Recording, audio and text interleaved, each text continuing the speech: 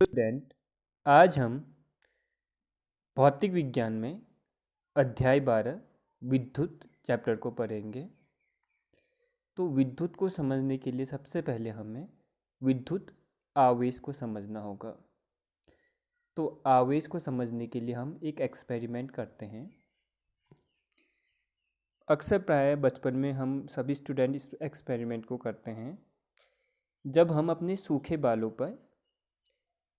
बालों पर कंघी को रगड़ते हैं, उसके बाद उसको कागज़ के टुकड़ों के पास ले जाते हैं, तो ये कागज़ के टुकड़े उस कंघी पे चिपकने लगते हैं।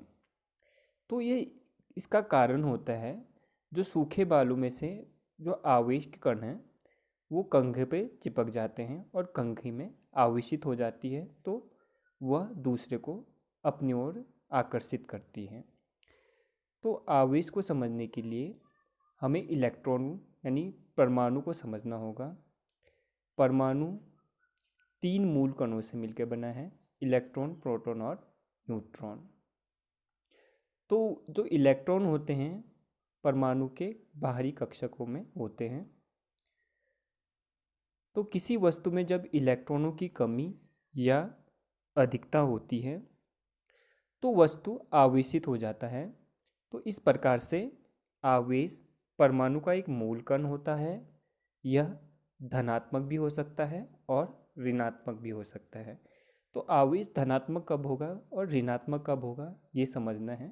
जब वस्तु में से इलेक्ट्रॉनों की कमी हो जाएगी तब जो आवेश होगा धनावेश होगा, और जब किसी वस्तु में इलेक्ट्रॉनों की अधिकता हो जाएगी तो आवेश होगा उस समय ऋणावेश।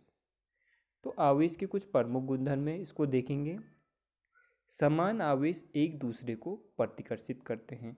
माना कोई यहाँ पे ये प्लस आवेश है, दूसरा भी प्लस आवेश है, तो एक दूसरे को प्रतिकर्षित यानी दूर धकेलेंगे, और जो विपरीत आवेश हैं एक दूसरे को आकर्षित करेंगे। दूसरा गुणधर्म है हमारा असमान आवेश एक दूसरे को आकर्षित करते हैं, यानी जो विपरीत आवेश है वो एक दूसरे को क्या कर रहे हैं, एक दूसरे को अपनी ओर आकर्षित कर रहे हैं। तो आवेश के लिए जो फॉर्मूला आ रहा है हमारा, हमने कहा कि आवेश किसी वस्तु में इलेक्ट्रॉनों की कमी या अधिकता को दिखाता है। तो किसी वस्तु पर आवेश इलेक्ट्रॉन पर आवेश का एक पूर्ण गुणज होता है। तो आवेश का फॉर्मूला आएगा Q बराबर NE, जहाँ पर Q है आवेश को प्रदर्शित करता है, N है इलेक्ट्रॉनों में कमी या अधिकता को प्रदर्शित करेगा, और E प्रदर्शित करेगा जो इलेक्ट्रॉन पर आवेश। अब यहाँ पे देखना हमें एक इलेक्ट्रॉन पर आवेश यानी जो E का मान होता है उसका मान होता है हमारा 1.6 इंटू 10⁻⁻19 कूलाम। जो कूलाम है आवेश का मात्रक है। अब आवेश को समझने के बाद हम नेक्स्ट टॉपिक पे जाएंगे। नेक्स्ट टॉपिक है हमारा विद्युत धारा। तो स्टूडेंट, आवेश में एक गुणधर्म है विशेष प्रकार का। जिस प्रकार पानी में बहने का गुणधर्म होता है उसी प्रकार अनेक आवेश मिलके प्रवाहित होने का गुणधर्म होता है। तो जो आवेश के प्रवाहित होने की दर होती है उसको हम कहते हैं विद्युत धारा। जैसे जल बहती है तो उसे जल धारा कहा जाता है, ऐसे ही आवेश के प्रवाहित होने की दर यानी उसे कहेंगे विद्युत धारा।